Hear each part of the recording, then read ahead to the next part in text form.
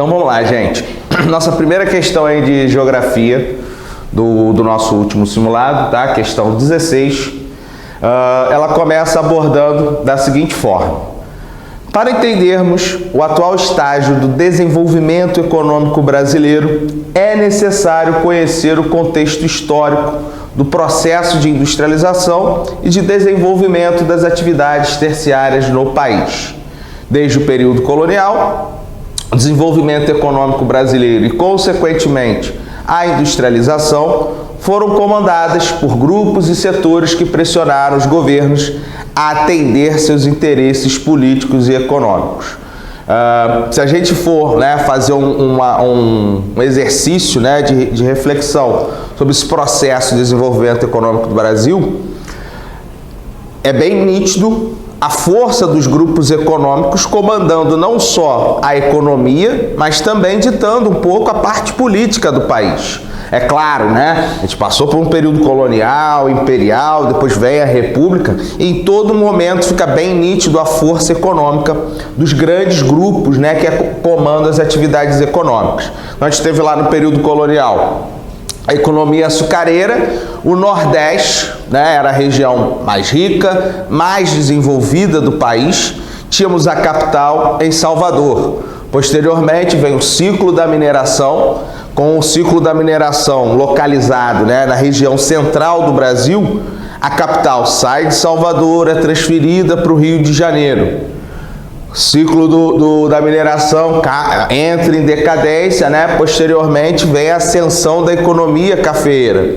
Economia cafeeira inicialmente no Rio de Janeiro, depois passa por São Paulo, já no decorrer do 19 para o século 20 se espalha, chegando também no Paraná, Minas Gerais, e é o grande rolo compressor da nossa economia. E é importante nesse período a gente citar que a força e os interesses desse grupo que comandava a nossa economia, por exemplo, impediu a ascensão da industrialização. Porque desde meados do século XIX, o Brasil já tinha começado um trabalho inicial, bem tímido, do seu processo de industrialização. Aí sempre cito para vocês a figura, do Barão de Mauá, porque ele tentou impulsionar realmente a industrialização no nosso país, mas enfrentou uma forte barreira vindo da economia cafeeira. A mesma economia cafeeira que ao longo do 19, impediu essa ascensão da industrialização, já no final da década de 20, início da década de 30 do século 20, é a responsável por desenvolver ou iniciar, ou melhor, dar o pontapé inicial desse processo industrial no país. E aí, claro, esse processo de passar de uma economia agroexportadora para uma economia urbano-industrial foi forçado. A gente sabe que teve ali a questão da crise de 29. Então, eles tinham que buscar novas alternativas. E quando ele fala, desenvolvimento do setor terciário, desde a ascensão da economia cafeeira, e se a gente pegar o PIB do país, pelo menos nas primeiras décadas do século XX, já era bem nítido que era a nossa principal atividade econômica. Era quem já arrecadava uma parcela significativa da economia, rapidamente ultrapassou a economia cafeeira, até porque dependia diretamente de bancos, comércios, para que a própria economia cafeeira se desenvolvesse, ok? Seguindo, a questão vem com a seguinte pergunta. O trecho acima se relaciona às características que a economia foi adquirindo ao longo do século XX em meio à industrialização e a posterior expansão do setor terciário. A respeito das características evolutivas da economia brasileira, assinale a alternativa correta. Aí na alfa, durante a República Velha, o Brasil passou por um grande processo de industrialização de fato, desenvolvendo um moderno parque industrial de ponta. Aí é incorreto, A gente está falando ali das primeiras décadas do século XX, levando em consideração que ao final, né, da segunda para o início da terceira década do século XX, a gente teve a Primeira Guerra Mundial, começa ali em 14 até, né, o finalzinho, então já quase pegando, completando a segunda década do século XX, e na verdade a gente só vai ver realmente a formação de um parque industrial mais robusto, não estou nem falando, né, moderno ou de ponta, parque industrial robusto, após a Segunda Guerra Mundial. Então essa já podemos descartar. Bravo. Durante o governo Getúlio Vargas, a política de substituição de importações foi auxiliada por investimentos governamentais em setores como bens de produção e de infraestrutura, com a criação de algumas empresas estatais. Após a abertura econômica entre as décadas de 80 e 90, empresas estatais foram privatizadas e alguns serviços ligados a infraestruturas de transporte, energia e telecomunicações foram concedidos à iniciativa privada. Já tem uma relação mais próxima com essa realidade, né, do século XX dentro da industrialização. Aí, Charlie, com a chegada das indústrias automobilísticas multinacionais, houve um processo de desconcentração industrial apoiado pela forte atuação do Estado brasileiro. A gente já pode até parar aí, né? Quando ele fala, né, processo de desconcentração, já mata. A partir só da década de 70, que a gente está falando anos 50, e mesmo assim, dos anos 70 até os anos 90, a gente quase não teve desconcentração industrial, na verdade se manteve, e aí só mesmo nos anos 90 que voltou novamente essa desconcentração, beleza?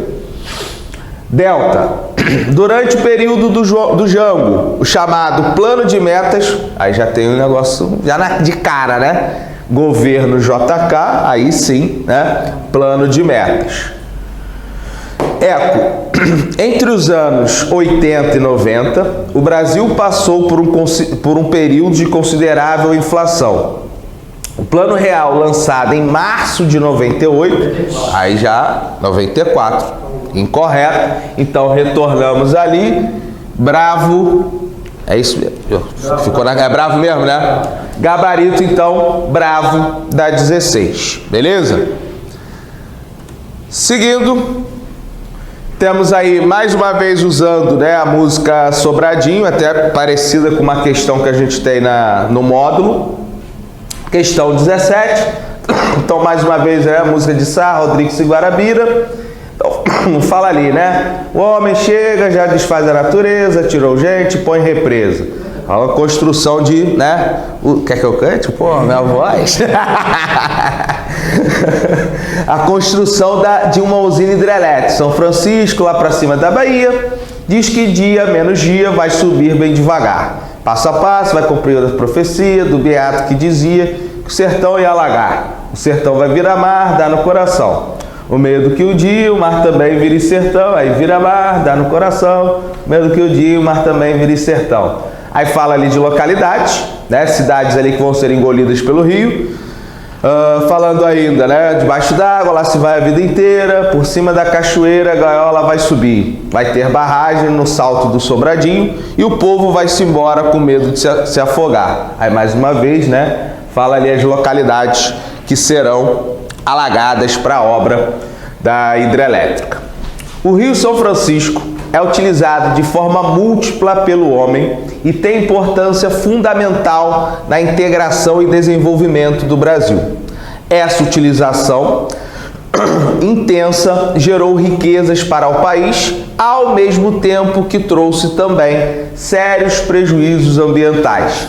E aí, quando ele fala da integração, a gente te remonta, né, período da cana-de-açúcar, a economia canaveira, né, onde a economia começa a se diversificar. Você tinha ali na zona da mata, né, no litoral, as grandes plantações de cana, e ao longo do Rio São Francisco, mais para o agreste, sertão nordestino, começam a se desenvolver outras atividades econômicas.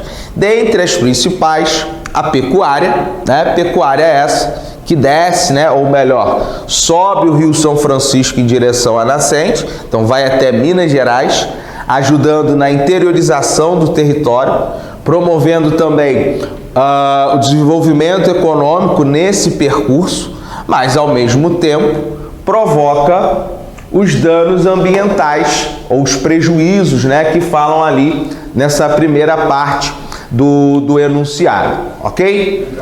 Oi, desculpa. Esse trecho aí não está na questão não, foi excluído. Foi excluído? A questão acaba a música e já vai com base no texto, né? Aí tá, é por isso que como eu tirei do rascunho, foi isso, eu acabei tirando do rascunho, aí talvez na hora de formatar, eles tenham tirado essa pequena parte. Deixa eu ver se traz uma diferença. Ela seria uma informação a mais.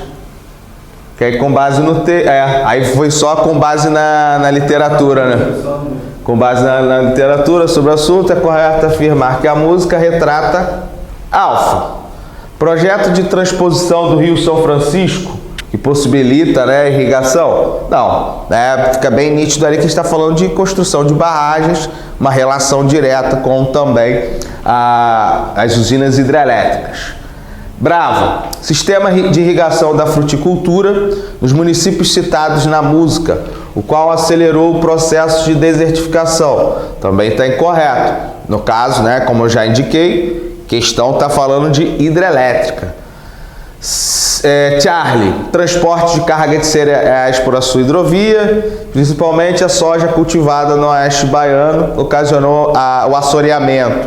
Também está incorreto. Esse assoreamento ele começa pelo desmatamento, né, das margens ao longo desse período da pecuária e, claro, posteriormente se mantém também, né? Delta, destruição das cidades citadas na música pela grande enchente dos anos 50 e posterior reconstrução das mesmas. Também correto, fala que estão alagadas, né, e foram alagadas pela construção da represa para a usina. E aí sim a ECO, construção de uma usina hidrelétrica que gerou um dos maiores lagos artificiais do país, inundando as cidades citadas na música, tá? Então 17, ECO.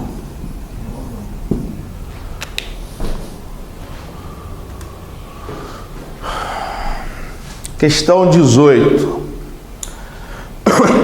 O incêndio na usina nuclear de Fukushima, no Japão, após o tsunami do dia 11 de março de 2011, reacendeu as discussões internacionais sobre a sustentabilidade desse tipo de energia. Os defensores da produção de energia nuclear afirmam que uma de suas vantagens é: alfa, a necessidade nula de armazenamento de resíduos radioativos. Incorreto, né? Existe a necessidade. Houveram mudanças ao longo aí século XX, século XXI com relação a esse armazenamento. Bravo, menor custo comparado às demais fontes de energia. Também está incorreto, você tem outras fontes que vão demandar um custo bem inferior. Charlie, baixa produção de resíduos emissores de radioatividade. Incorreto, é alto, né? Essa emissão, é claro, né, que é controlado, você não vai ter ali uma liberação constante e aí, consequentemente, né, não terá esse vazamento, ou não deve haver, né, esse vazamento no ambiente. Delta, contribuição residual para o efeito de estufa global. Se encaixa melhor. Os defensores afirmam uma vantagem e tem uma contribuição bem pequena. Eco, reduzido o grau de interferência dos ecossistemas locais. Aí, correto, porque aí lembra que eu citei aqui de Angra, né, a água quente, a praia do laboratório, onde a temperatura da água, quando sai da usina, ela é bem mais elevada e tem interferido ali no ecossistema, principalmente o marinho, né? Então aqui ele fala que é reduzido o grau. Não, essa interferência pode ser grande, ainda mais se a gente tiver um problema, né? Então aqui que mais, né, se aproxima dessa vantagem, contribuição residual para o efeito de estufa global. beleza? Delta.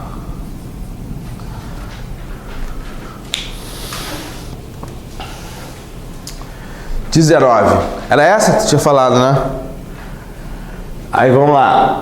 Com a matéria intitulada Belo Monte, uma usina de promessas, a Carta Capital, em sua publicação de 29 de junho de 2015, apontou sérios problemas decorrentes da implantação da usina de Belo Monte. Considerando as vantagens e as desvantagens da hidroeletricidade, assinale a única proposição correta, tá? Então a gente vai avaliar aí essa afirmação correta, sendo ela uma vantagem ou uma desvantagem, tá? Na alfa, a hidroeletricidade é uma fonte energética pouco dependente das condições naturais. Já a primeira afirmação, né, absurda, tá falso. Bravo. A usina de Belo Monte está instalada em uma das regiões de maior sociobiodiversidade do Brasil, muito próxima do Parque Indígena do Xingu e de Altamira, no Pará. Tem provocado impactos negativos na natureza e nas populações tradicionais locais. Reserva aí. Charlie, a usina de Belo Monte está localizada no rio Xingu. Foi planejada para abastecer de energia elétrica toda a região norte do Brasil. Aí já está incorreto. A Belo Monte ela foi, né, idealizada, construída principalmente para a indústria extrativa mineral. Delta. A hidroeletricidade é uma energia limpa, por não envolver queima de combustíveis fósseis e ser renovável. Porém, a implantação dessa usina compromete o sistema de navegação do rio, criando grandes obstáculos ao transporte de soja para o porto de Santarém, no Pará. Essa está incorreta porque essa distribuição ou escoamento da soja, ele não passa pelo rio Xingu. Então não há uma interferência no processo ali de construção da usina, tá? Eco. De forma distinta da que ocorreu com as usinas hidrelétricas construídas na Amazônia durante o período... Cara, eu nem tinha visto isso. É o período militar, né, que ele está se referindo. Em Belo Monte, as polêmicas em relação aos impactos sociais e naturais gerados pela obra foram diligentemente superadas, assegurando o desenvolvimento local sustentável. Também está incorreto. Gabarito. Bravo. Tranquilo agora? Não, tranquilo. A minha dúvida era a seguinte, professor. Eu acertei essa questão aí. No caso ali, ele fala, considerando as vantagens e desvantagens. Na Bravo, todos estão discrepantes, mas na Bravo, ao meu ver, né? Sim. Apresenta ali desvantagem. Então, aí, foi que eu até falei contigo no dia, a gente tinha que ter colocado eu, né? Porque aí, ou direto tá? Porque aí você já ia julgar sendo vantagem ou desvantagem, a que seria a correta. Nesse caso aqui, deixa essa interpretação dúbia como você realmente ficou, tá? Mas, fora isso, tranquilo, né? Aí vamos lá. Cabe recurso. Cabe recurso, Já vou botar ele para quando tiver a prova aí. Olha aí para mim, ó. Só faço só o recurso. Vamos lá. Seja polêmico. 20. De todas as transformações impostas pelo meio tecnocientífico informacional, né, a terceira revolução, a logística de transporte, interessa-nos mais de perto a intermodalidade. E por uma razão muito simples, o potencial que tal ferramenta logística ostenta permite que haja, de fato, um sistema de transportes condizente com a escala geográfica do Brasil. Então, o multimodal, você se utilizar diferentes meios de transporte, claro, objetivando ali ter uma lucratividade principalmente maior, né? Que é o principal objetivo dentro do processo aí de comércio internacional, né? E do próprio capitalismo. A necessidade de modais de transporte interligados no território brasileiro justifica-se pelas alfa, variações climáticas no território associadas à interiorização da produção. Não seria aí o principal motivo para a gente depender, né, de usar diferentes meios de transporte. Bravo. Formação geológica do país que impede o uso de um único modal. Em nenhum momento, né, a nossa geologia, as formas de relevo, tem uma interferência aí que vai impedir, né, os modais de transporte.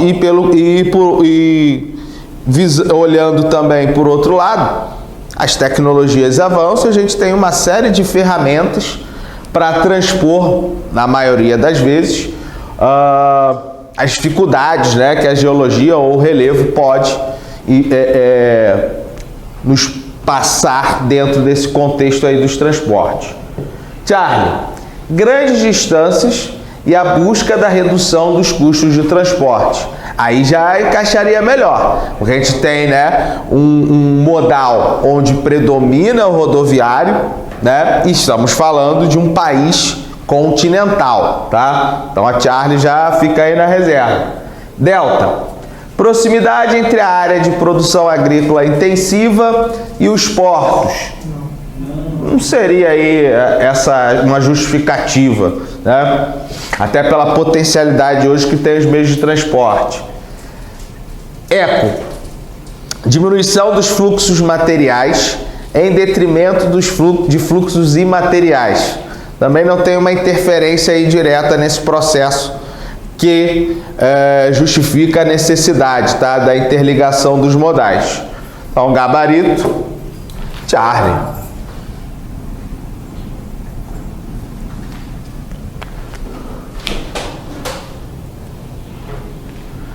Oh, que beleza. Texto pequenininho. Nem lembrava. Vamos lá. 21, suíço Thomas Davatz, tá? Em 1855, chegou a São Paulo em 1855 para trabalhar como colono numa fazenda de café em Campinas, com perspectiva, né, de prosperidade. Ele vem atraído para o nosso país, tá? Mas chegando, né, ele passa a registrar uma insatisfação e revolta, tá? Então, sobre o percurso, né, entre o Porto e o Planalto Paulista, ele escreveu: as estradas do Brasil, salvo em alguns trechos, são péssimas. Em quase toda parte falta qualquer espécie de calçamento ou mesmo de saiba. Constam apenas de terra simples, sem nenhum benefício. É fácil prever que nessas estradas não se encontram estalagens e hospedarias como os da Europa. Nas cidades maiores, o viajante pode naturalmente encontrar um aposento sofrível, nunca, porém, qualquer coisa de comparável à comodidade que proporciona na Europa qualquer estalagem rural. Tais cidades são, porém, muito poucas na distância que vai de Santos a Ibicaba, né? E que se percorre em 50 horas no mínimo. Pouquinho tempo, tranquilão, né? Não é à toa que escreveu com muito amor, né? o registro. Em 1867 foi inaugurada a ferrovia Santos-Jundiaí, abreviou o tempo de viagem, né, entre o litoral e o Planalto, para menos de um dia. Nos anos seguintes foram construídos outros ramais ferroviários que articularam o interior cafeeiro ao porto de exportação, tá? E aí, só para fazer uma relação aí com a questão da industrialização e os transportes, essa ferrovia, né, Santos-Jundiaí, é uma ideia inicial do Barão de Mauá e posteriormente vai para as mãos, né, dos ingleses que dominavam a instalação, né, de ferrovias no país. Enunciado: o impacto das ferrovias na promoção de projetos de colonização com base em imigrantes europeus foi importante porque: alfa, a expansão da malha ferroviária pelo interior de São Paulo permitiu que mão de obra estrangeira fosse contratada para trabalhar em cafezais de regiões cada vez mais distantes do Porto de Santos. Pode reservar. Até porque, né, Campinas, que não está nem tão distante, apesar de ser no interior, você tem localidades mais distantes ainda do Porto e já levava 50 horas, né? Bravo. Percurso dos imigrantes até o interior, antes das rodovias, era feito a pé ou em muares, né, as mulas. No entanto, o tempo de viagem era aceitável, uma vez que o café era plantado nas proximidades da capital. Tá incorreto, né? Era no interior e não era assim. Ou da Watts lá, o que ele falou. Charlie, o escoamento da produção de café se viu beneficiado pelos aportes de capital, principalmente de colonos italianos, que desejavam melhorar sua situação econômica. Também incorreto, né? Eles vieram realmente uma mão de obra ali, braçal para as lavouras. Delta, os fazendeiros puderam prescindir da mão de obra europeia e contrataram trabalhadores brasileiros provenientes de outras regiões para trabalhar em suas plantações ainda no século XIX. Também correto, né? E eco, as notícias de terras acessíveis atraíram para São Paulo grande quantidade de imigrantes que adquiriram vastas propriedades produtivas. Correto, os imigrantes vieram como força de trabalho e existia ali no contrato, né, a doação de uma pequena parte de terra para eles terem ali uma horta, né, uma agricultura de subsistência. Então não se encaixa também com a realidade do período. Gabarito alfa.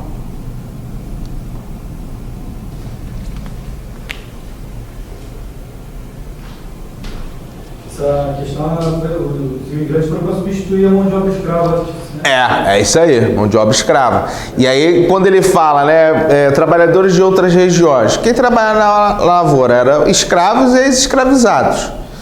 Se os barões, né, tivessem uma aceitação já direta em remunerar os ex-escravos, não ia ter nem tanta necessidade dessa imigração europeia. É claro que a imigração europeia tem um outro contexto também, que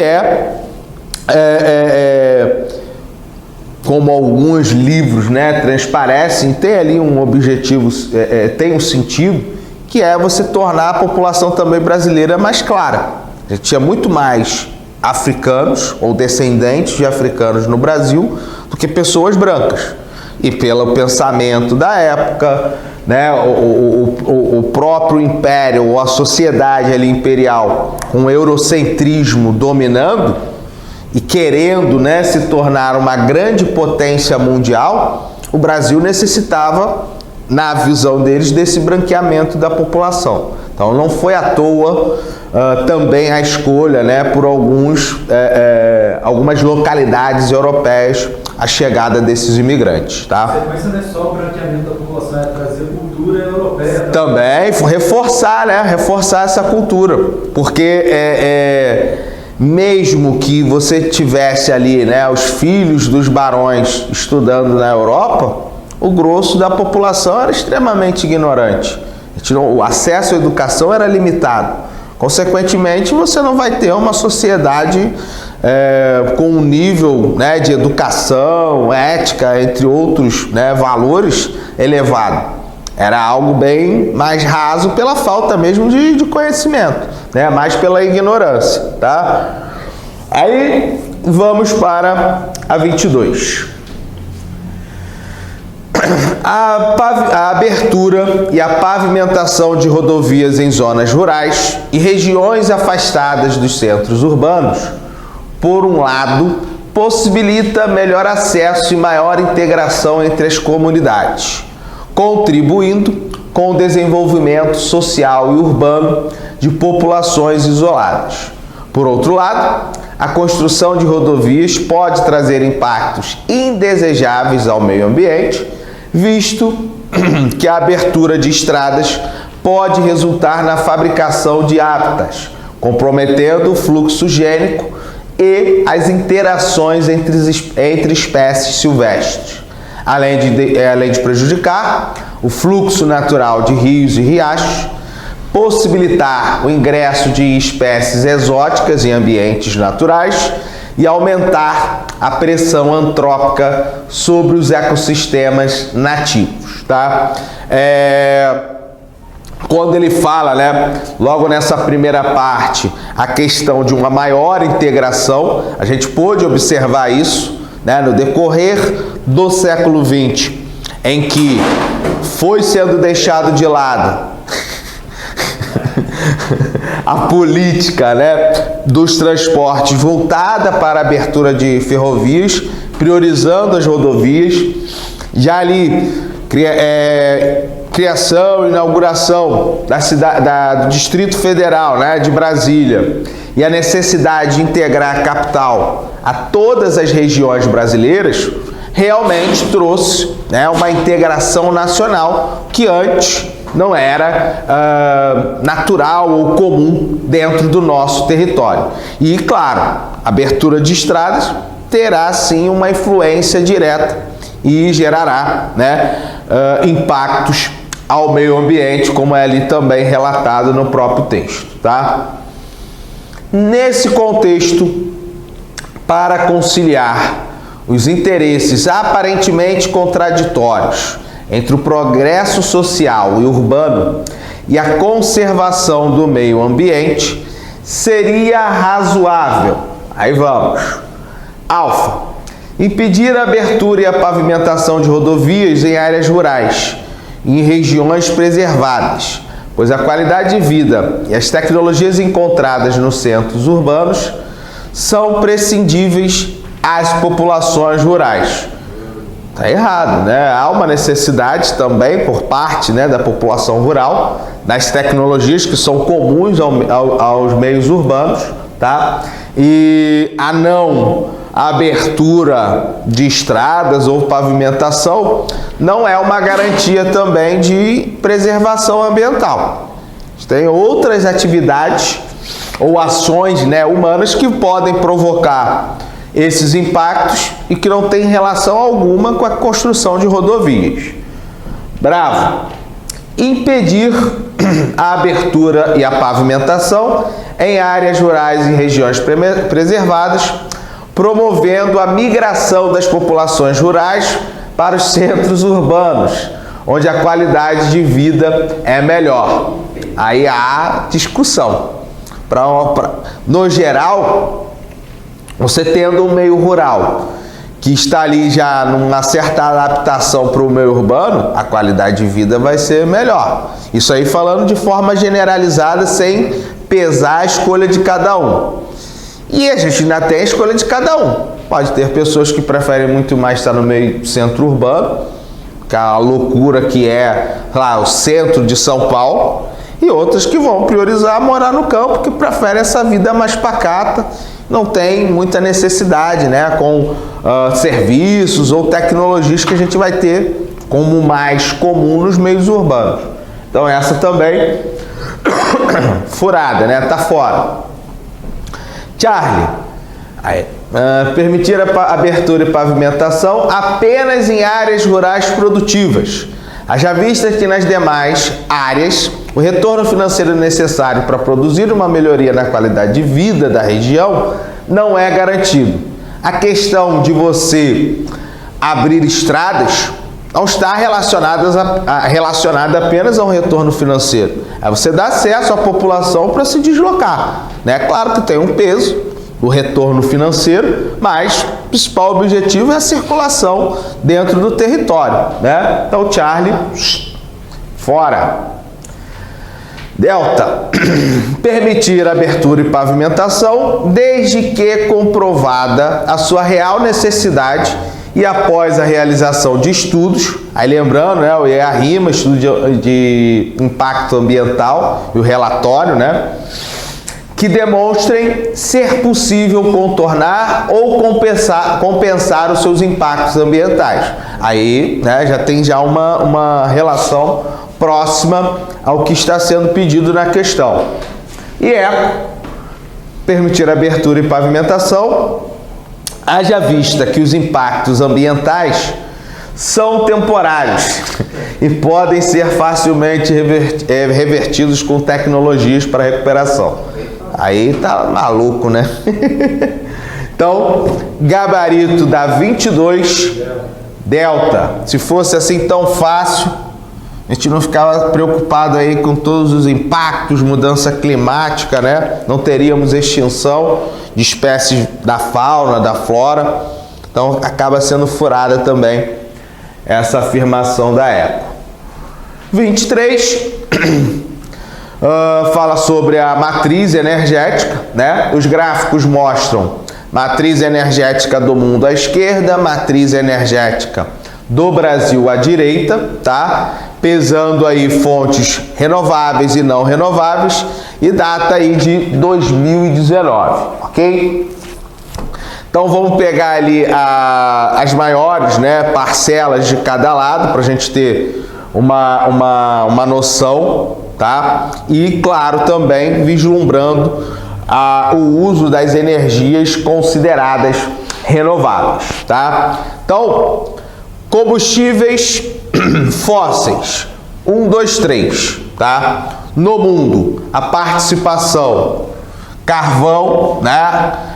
Segundo maior utilizado dentro da matriz energética mundial, o petróleo e seus derivados com a maior parcela, né, de uso na matriz energética mundial, e logo depois vem o uso do gás natural.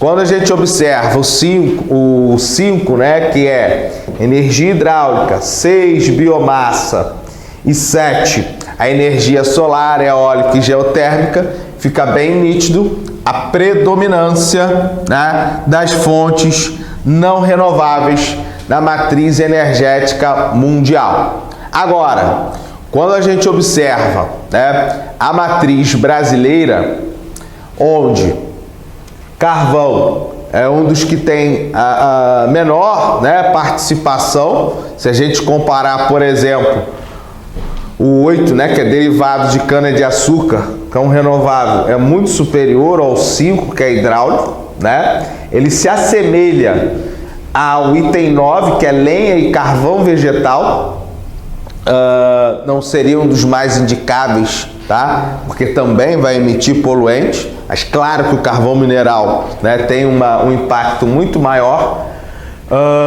Na matriz energética, claro, do nosso país, o petróleo ainda é uma fatia significativa, tá? E aparece aqui em segundo lugar o gás natural. Por outro lado, quando a gente vai observar as chamadas, né, renováveis, levando em consideração 5, que é a energia hidráulica, 8, os derivados da cana, né? E ainda, cadê? 10 e 11 é outras fontes não renováveis, 11 também, tá? Fontes renováveis. A gente vai ver que a participação das fontes renováveis, 5, vou botar só esses, tá? 5, 8 e 11, é muito superior à média mundial, né? Então já há ali um contraste bastante significativo da matriz energética mundial com a matriz energética brasileira. E se levássemos isso para a matriz elétrica, o Brasil apresentaria, como a gente viu em aula, né, uma matriz muito mais utilizando as fontes renováveis do que as fontes não renováveis. Nesse caso aí, ainda há uma pequena predominância das fontes não renováveis na nossa matriz energética geral, tá? Professor, quer que volte ali? Não, eu tenho uma dúvida. Matriz energética, eu sempre atrelei quanto à produção de energia elétrica.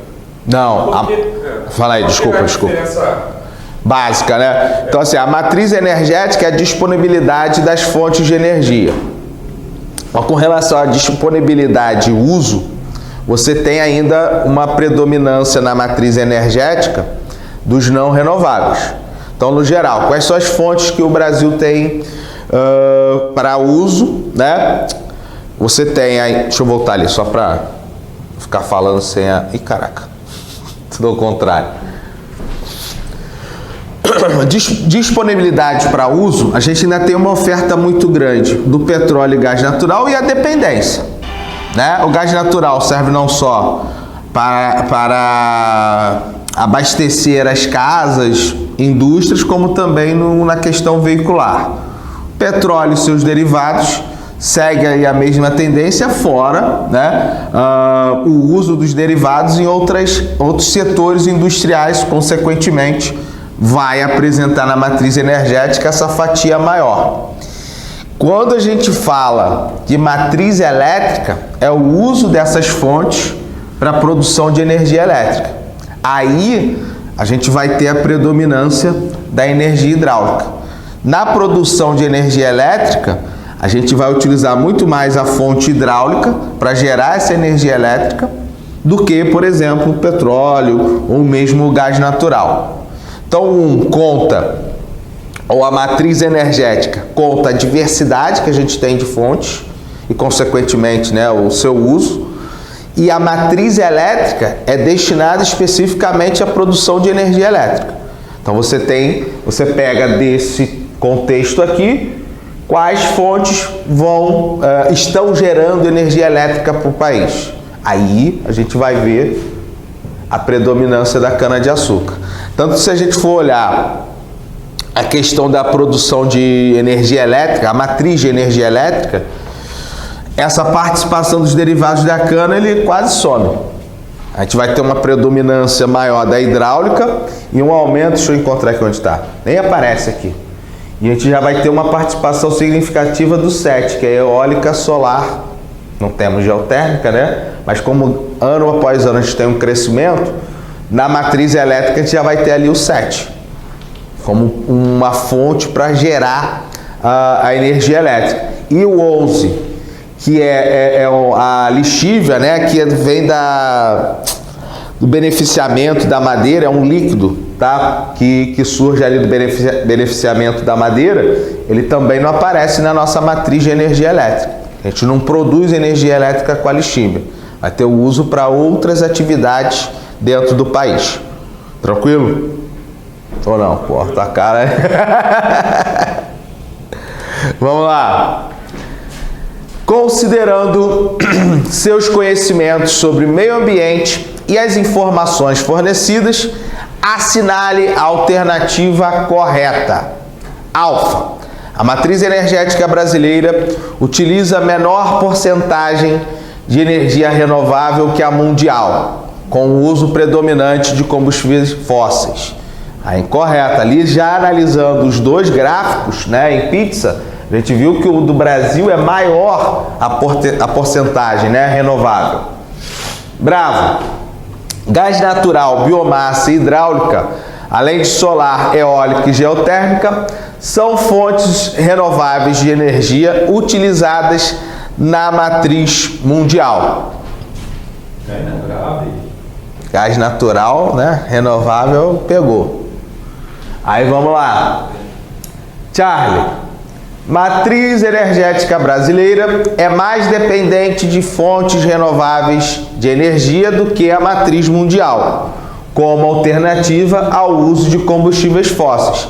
Então a gente tem ali uma participação superior, consequentemente, se comparar com a matriz mundial, a gente tem uma dependência maior dessas fontes renováveis. Já deixa ali, né, na reserva, mas bem claro ali a resposta, né? Delta. Biocombustíveis derivados da cana, ok, do gás natural, aí incorreto, né? E a matriz energética brasileira reflete a proporcionalidade das fontes renováveis e não renováveis da mesma forma quanto das fontes que mais têm crescido nas últimas décadas, entre as renováveis. Também está incorreto, já que o crescimento de algumas fontes renováveis não terão essa participação proporcional dentro da nossa matriz, né, em relação às não renováveis. Então, gabarito ali, Charlie. Beleza, galera? Fechamos então nossa correção do simulado 6. Machucou?